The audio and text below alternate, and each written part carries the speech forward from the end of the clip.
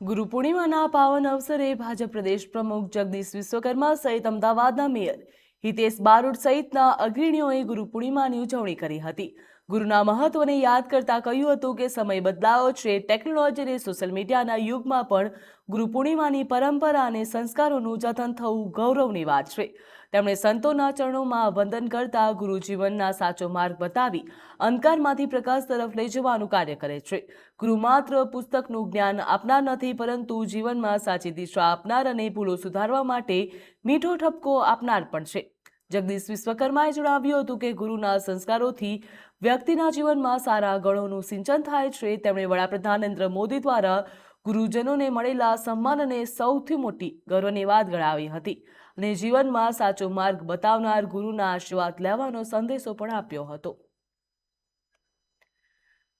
જગદીશ વિશ્વકર્મા દ્વારા પણ તમામને ગુરુ પૂર્ણિમાની શુભેચ્છા પાઠવવામાં આવી હતી। તેમના દ્વારા કહેવામાં આવ્યું છે કે ગુરુ હોવા જીવનમાં કેટલા જરૂરી છે। મહત્વનું કહી શકાય, ગુરુ એ વ્યક્તિ છે કે જેઓ અજ્ઞાનના અંધકારમાંથી આપણાને પ્રકાશ તરફ લઈ જાય છે।